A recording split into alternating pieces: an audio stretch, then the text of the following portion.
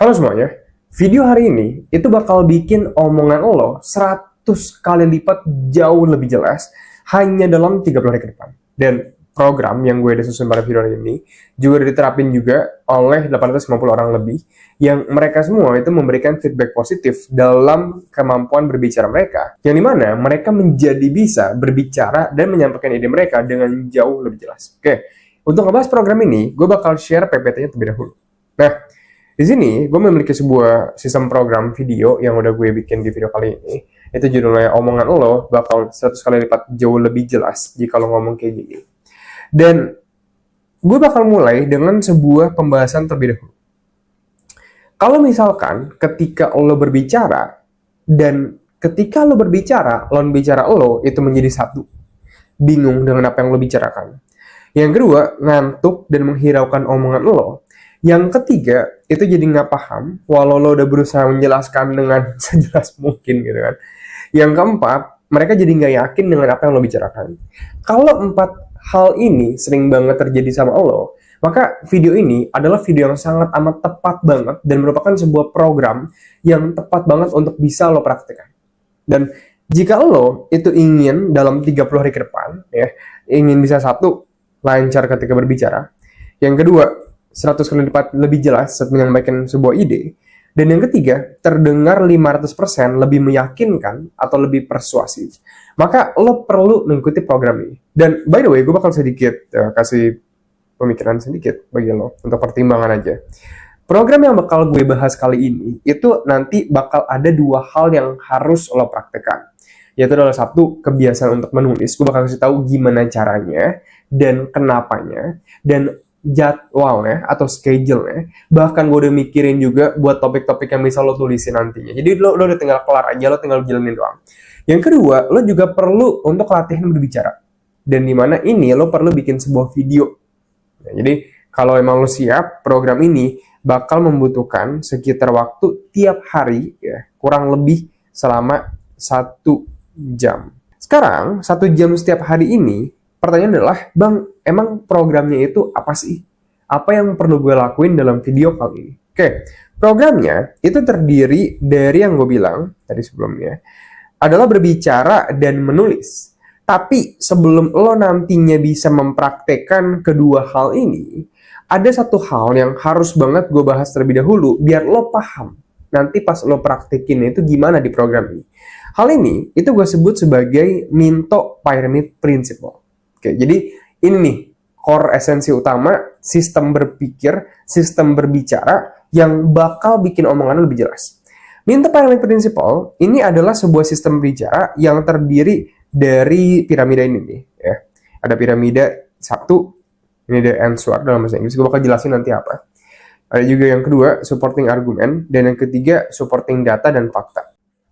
Nah, cara ngebaca alur piramida ini, itu lo berasal dari top down sebutannya. Jadi top down itu lo menggunakan piramidanya dari atas ke bawah. Oke, jadi funnelingnya dimulai dengan piramida bagian paling atas menuju piramida bagian paling bawah. Nah, bagian paling atas itu ada the answer. The answer ini kalau diartikan dalam bahasa Indonesia, gue sering bilang sebagai opini utama. Yang kedua, itu ada opini pendukung, dan yang ketiga adalah data atau fakta. Oke, Bang, sekarang piramida Minto ini itu apa? Dan yang kedua, gimana cara gue praktekinnya? Yang pertama, Minto Pyramid Principle ini adalah cara lo bisa berbicara dengan sebuah alur struktur yang jelas. Gue bakal jelasin sedikit nih. Dalam berbicara, pada dasarnya kita itu memiliki sebuah hal yang gue sebut sebagai alur bicara. Dan alur ini adalah keseluruhan yang lo sampaikan ketika lo sedang berbicara. Kebanyakan orang yang sering belibet itu disebabkan oleh alur pembicaraan mereka yang nggak ada poinnya. Nah, ini menarik nih. Ya. Poin berbicara maksudnya gini. Misalkan gue ngomongin poin A, terus gue lanjut ke poin B. Gue bakal kasih contoh ntar study case-nya. Dan gue lanjut lagi misalnya ke poin C. Nah, ini jelas poinnya. Dia ada titik-titik poinnya. Misalkan gue punya poin kayak gini nih pas gue ngomongnya. Yang pertama, gue bakal jelasin dulu tentang apa itu Minto Pyramid Principle. Yang kedua, gue juga bakal jelasin kenapa Minto Pyramid Principle itu penting. Dan yang ketiga, kita bakal ngebahas juga cara lo bisa nerapin Minto Pyramid Principle ini. Nah, itu kan lebih enak diikutin Daripada cuma kayak gini. Oke, Minto Pyramid Principle. Oke. Minto Pyramid Principle itu adalah sebuah konsep yang penting ya untuk diperhatiin. Dan jadi lo lihat kan, ketika lo nggak punya alur, kejelasan dalam pembicaraan lo itu akan menurun drastis banget. Dan Minto Pyramid Principle ini menjelaskan bahwa dalam segala situasi selalu ada alur yang bisa lo gunakan untuk menjawab sebuah pertanyaan, menyampaikan ide, ataupun misalnya lo lagi interview atau lo lagi misalnya partner bisnis lo selalu bisa menjelaskan konsep dengan alur ini. Oke, karena gue bakal masuk ke bagian alurnya. Cara menggunakan Minto Pyramid Principle itu lo melalui 3 alur utama ketika lo berbicara. Yang pertama ada opini utama, yang kedua ada opini pendukung, dan yang ketiga ada fakta atau data pendukung. Gue bakal masuk dulu ke bagian yang pertama, opini utama. Di opini utama, ini ada contoh kalimatnya, yaitu adalah gue kurang setuju sama opini si Jaki kalau buku finance terbaik itu adalah buku X. Nah, lo lihat, opini utama ini itu menunjukkan sebuah kalimat atau apa sih yang pengen lo sampaikan utamanya. Jadi kalau lo pengen paham tentang apa itu opini utama coba lo ngomong sesuatu tapi lo singkatin aja dalam 3-5 kata. Nah, itu adalah opini utama lo. Apapun itu, misalnya saya lo lagi pergi bareng temen lo dan temen lo nanya kayak, San, kalau lo pribadi lebih setuju konten yang efektif itu di YouTube atau di Instagram? Misalkan gue bilang kayak gini, opini utama gue nih, gue lebih setuju di YouTube sih. Udah, itu doang. Jadi opini utama adalah hal utama yang pengen lo sampaikan. Kalau di pelajaran bahasa SMA zaman dulu gitu kan, ini sering banget disebut sebagai ide pokok. Jadi ide utama yang pengen lo sampaikan. Nah, Minto Pyramid Principle menjelaskan bahwa selalu awali omongan lo dengan opini utama. Oke, pasti. Karena ini bakal membuat pesan lo jauh lebih jelas dan mudah untuk dipahami nantinya. Tenang dulu, karena kita bakal lanjut lagi ke bagian yang kedua. Dan yang kedua ini gak kalah penting. Yang kedua ini adalah hal yang harus lo lakukan kalau lo pengen bikin pesan lo terdengar jauh lebih persuasif. Yang kedua ini adalah menambahkan opini pendukung. Opini pendukung, penjelasannya kayak gini. Kenapa apa yang lo sampaikan di opini utama itu benar? Nah, take note sih ya, di bagian sini nih ya. Benar, gue udah kotakin nih. Jadi, kita bakal balik sedikit ke opini utama. Tadi kan gue bilang, gue kurang setuju sama opini si Jaki kalau buku finance terbaik itu buku X. Maka yang bisa kita kotakin nih, yang bisa kita garis bawahin adalah, gue kurang setuju sama opini si Jaki yang bilang buku finance terbaik itu buku X. Nah, ini gue sebut dalam sebuah kalimat, lo bisa pelajarin di 3 Hour Communication, struktur kalimat ada. Ini disebut sebagai klaim pada umumnya. Oke. Ini klaim yang disampaikan oleh si Jaki. Dan gue itu nggak setuju sama klaim ini. Maka dari sini, kita bisa bilang, yang awalnya si Jaki bilang buku finance terbaik itu adalah buku X, karena gue nggak setuju sama klaim ini, maka ini gue ubah menjadi yang namanya negasi. Negasi itu bentuk dari kebalikan dari yang positif. Jadi kalau yang awalnya itu buku finance terbaik di buku X, kebalikannya berarti buku finance terbaik itu bukan buku X. Dicoret nih. Oke. Jadi gue pengen membuktikan bahwa buku finance terbaik itu bukan buku X. Ini maka adalah gue sebut sebagai klaim gue. Nah, ingat ya, kalimat itu selalu bisa diubah menjadi klaim pendukung, klaim pendukung, klaim pendukung. Selalu bisa. Lo bilangnya kayak misalkan, kamu selingkuh ya, itu klaim. Ya kan? Kamu kerjanya kurang bagus loh beberapa hari ini, itu klaim. Semuanya ada klaim, ada pendukung, ada klaim, ada pendukung. Semua hal pasti ada klaim, ada pendukung. Di sini, ini kan klaim ya, buku finance terbaik itu bukan buku X. Sekarang lo baca di opini pendukung, itu penjelasan adalah kenapa apa yang disampaikan di opini utama itu benar. Nah, opini utama ini itu kan klaimnya nih ya. Berarti kalau kita bilang secara logika, kenapa apa yang gue bilang yaitu adalah buku finance terbaik itu bukan buku X adalah hal yang benar. Nah, ini berarti lo butuh opini-opini pendukung. Contoh, misalnya gue bilang kayak gini ya. Penjualan buku Y itu lebih banyak daripada buku X. Itu yang pertama. Yang kedua, gue percaya kualitas konten materi dari buku Y juga jauh lebih bagus. Yang ketiga, plus buku Y juga lebih kredibel daripada buku X. Oke, lo lihat ya. 3 hal ini adalah sebuah data opini pendukung, Ini adalah opini pendukung yang membenarkan klaim gue di sini nih, ya. Jadi mereka semua itu sifatnya mendukung klaim gue. Kalau misalkan bang, seandainya gue bilang nih bang ya, gue misalnya bilang kayak gini bang, opini pendukung gue bang. Tapi kalau ada penjualan, memang buku X lebih banyak daripada buku Y gitu. Itu boleh gak bang? Ya nggak boleh dong. Itu kan melemahkan argumen lo. Ya jadi cari hal yang mendukung klaim utama lo agar apa? Agar kekuatan persentase dari kekuatan argumen lo itu juga jauh lebih kuat. Jadi bagi lo yang mungkin sedikit belum awam sama teknik dari retorika dan pemahaman dari ketajaman sebuah argumen ketika lo sedang berbicara, intinya setiap perkataan yang lo keluarkan itu memiliki daya tusuk gue sebetulnya. Jadi daya tusuk adalah seberapa benar hal yang lo bicarakan dan seberapa bisa dibuktikan hal yang lo bicarakan. Jadi mereka selalu bisa lo buktikan. Ya, setiap hal yang lo katakan selalu bisa dibuktikan. Nah, opini pendukung ini adalah kita mengisi kekosongan dari hal yang bisa dibuktikan salah oleh lawan bicara kita. Jadi semakin banyak opini pendukung yang kita sampaikan, maka semakin terpercaya juga opini utama kita dan omongan kita secara keseluruhan. Jadi kita membentengi diri kita nih kalau dari segi debat atau kekuatan argumen. Oke, ini gue hapus sedikit ya. Jadi lo udah sedikit paham harusnya tentang opini pendukung, yaitu adalah opini yang kita gunakan untuk memperkuat opini utama kita. Ya, sekarang yang ketiga. Yang ketiga, setelah kita udah selesai dengan opini utama, kita udah selesai dengan opini pendukung. Yang ketiga, kita juga akan masuk ke dalam sebuah hal yang gue sebut sebagai fakta atau data pendukung. Oke, bang, fakta atau data pendukung ini itu apa? Ya? Fakta atau data pendukung adalah kenapa apa yang lo sampaikan di opini pendukung itu benar. Nah, lo lihat nih, ya. Awalnya kan opini utama. Opini utama itu ditanya lagi, kenapa opini utama lo itu benar? Nah, makanya muncullah yang namanya opini pendukung. Nah, ditanya lagi, kenapa opini pendukung lo itu benar? Nah, muncul lagi nih, namanya itu adalah DP. DP itu apa bang? Tanda jadi rumah kah? Bukan. Ya. DP adalah data pendukung. Oke, data pendukung itu menjelaskan kenapa sih yang lo sampaikan di sini nih, ya, opini pendukung lo itu dikatakan sebagai valid atau benar. Nah, contoh, lo bisa menggunakan baik itu fakta atau data. Bang, fakta itu apa? Data itu apa? Data, contohnya, gue pakai yang data dulu ya. Nih, data sini nih. Tadi kan gue bilang, ya, di bagian opini pendukung, salah satunya lagi gini, gue bilang, kualitas konten materi dari buku Y juga jauh lebih bagus. Oke, sekarang pertanyaannya, kenapa itu benar? Gue bakal pakai data misalkan.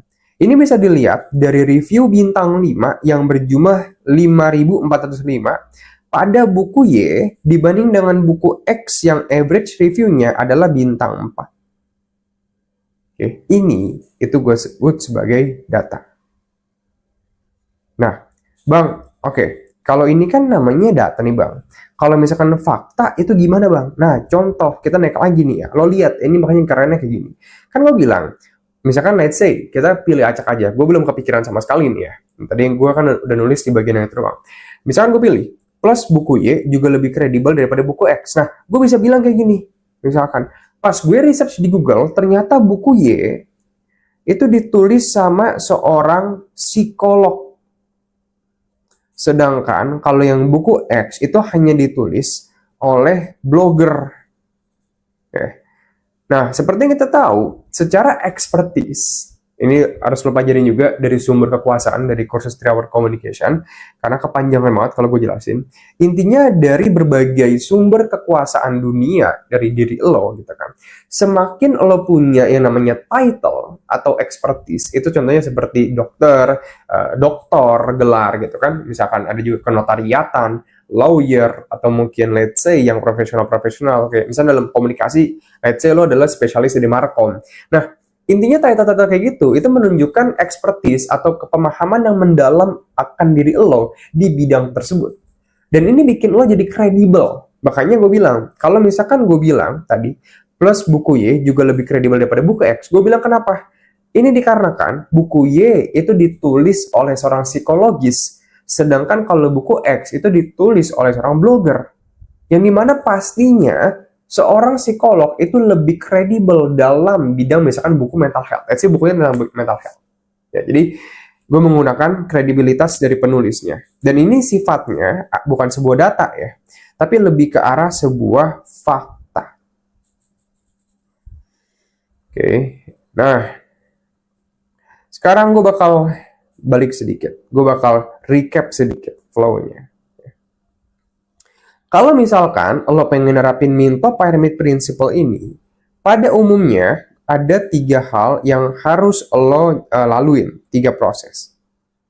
Oke, ini gue hapus dulu karena gue mau recap. Ada 3 proses ya yang mau dilaluin oleh Minto Pyramid Principle.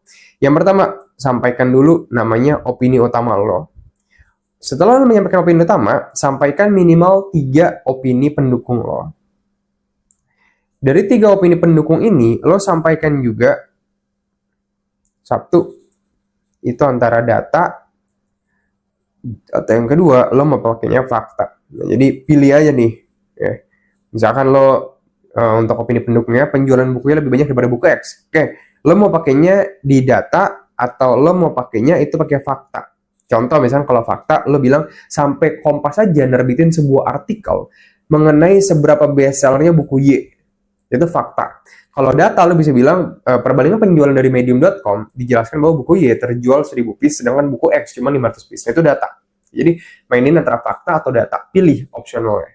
Nah, oke. Sekarang kita udah kelar nih untuk ngebahas untuk bagian dari Minto Pyramid Principle.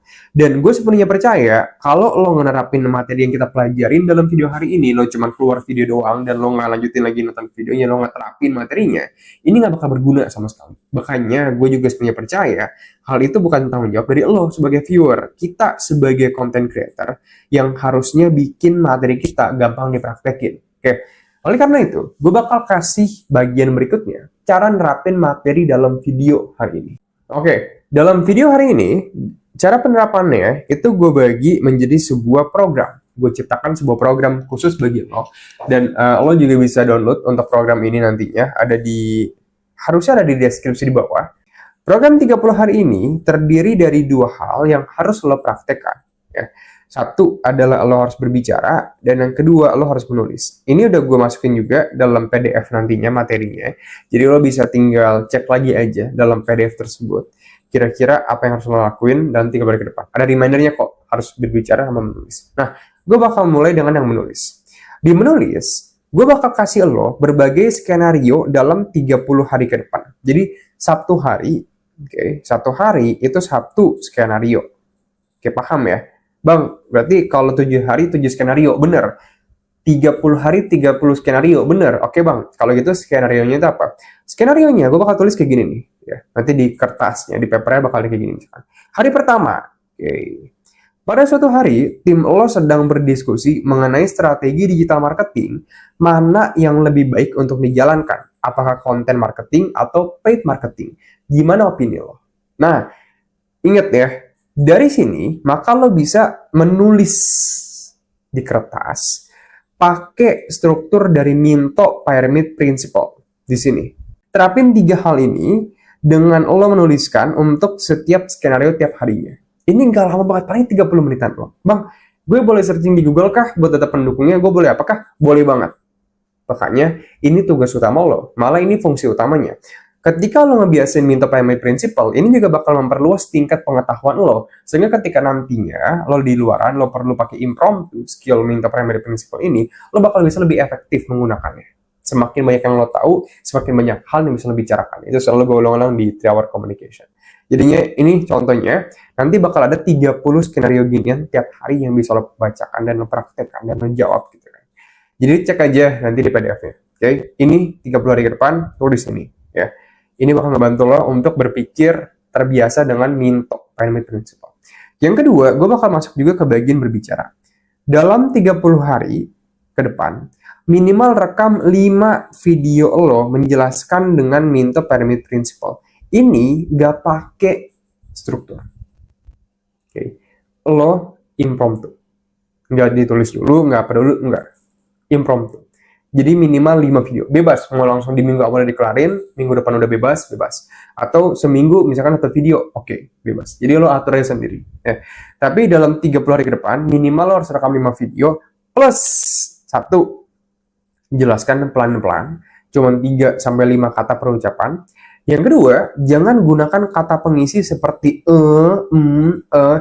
Gue sih nggak bilang jangan gunakan sih. Harusnya gue salah nulisnya di sini. Ini gue akuin kesalahan gue. Lebih tepatnya minimalisir. Minimalisir kata pengisi seperti minimalisir. Dan cara paling mudahnya adalah keep it simple. Usahakan yang lo bicarakan itu pendek. Semakin pendek yang lo bicarakan, maka semakin dikit juga kemungkinan lo bilang Plus semakin pelan lo berbicara, maka semakin kecil juga kemungkinan lo menggunakan Karena secara nggak langsung ini gitu kan, kata pengisi itu bakal menurunkan tingkat pemahaman dari lawan bicara lo tentang pesan yang lo sampaikan. Oke, makanya gue bilang program ini kalau lo benar-benar terapin aja yang nulis, yang berbicara, itu bakal ningkatin banget kejelasan berbicara lo. Oke, nah by the way, gue bakal sedikit info juga bagi lo pengen belajar lebih lanjut nih, memperdalam tentang materi komunikasi ini. Gue sepenuhnya percaya belajar komunikasi itu nggak mudah banget. Dan kalau lo sering ngalamin perasaan gagap, gugup, belibet, dan nggak pede ketika harus berkomunikasi dengan orang nggak dikenal, gue udah nyiapin sebuah program namanya 3 Hour Communication, di mana program ini itu bakal ngasah skill komunikasi lo hanya dalam 30 hari doang. Dan program ini juga terbukti ngebantu 850 orang lebih dari berbagai sektor, ada yang karyawan, pengusaha, BUMN, banyak banget deh, mengubah skill komunikasi mereka. Dan ada 3 langkah yang perlu lo laluin untuk mendapatkan manfaat dari program ini. Oke. Yang pertama, lo perlu regis aja nih, bikin akun di website www.stanleyacademic.com. Yang kedua, lo bakal masuk ke enrolled course dan lo bakal mulai pembelajaran materinya. Oke, di sini lo bisa akses materinya, continue learning. Di materi ini nanti lo bakal dapat video, ada latihan soal juga, ada beberapa taktik juga. Nah, ini nih ya. Ini yang advance levelnya. Di advance level ini lo bakal banyak banget dapat PDF penerapannya. Contoh misalkan kalau kita ngebahas tentang metode berpikir efektif, maka nanti bakal ada cara mempraktekkannya dalam 3 bulan ke depan. Dan itu yang perlu lo lakuin di step ketiga. Jadi step pertama lo bikin akun regis. Step kedua belajar dari videonya, dan ini aksesnya lifetime value, jadi bisa lo ulang. Yang ketiga praktekin beberapa hal yang perlu dipraktekkan. Tadi yang gue bilang, contoh kayak video ini nih, kan ada tuh 3 bulan ke depan yang harus dilakuin. Dan ini 3 hal yang bakal bikin lo berubah banget skill komunikasi lo. Jadi lo juga bakal belajar nanti teknik komunikasi yang kayak misalkan berretorika, berargumen, bikin siapa menang ya yang lo minta, atau komunikasi persuasif gitu kan. Dan memahami karisma yang bakal bikin siapapun betah ngobrol berjam-jam sama lo. Oke, masih banyak banget ada hukum kekuasaan dan segala macamnya dalam komunikasi. Dan bagi lo yang daftar di bulan Maret ini, lo bakal dapat money guarantee 100% kalau sampai lo nggak ada perubahan sama sekali dalam kehidupan komunikasi lo. Jadi lo langsung bisa dibalikin duit lo, tulis aja paper A4 gitu kan. Tapi hanya untuk yang bulan ini doang ya. Nanti uang lo bakal gue balikin 100% karena gue percaya full sama produk dari Stanley Academy. Kalau lo pengen cek kursusnya, cek aja di www.stanleyacademic.com atau cek di pin komentar di bawah. Bye-bye.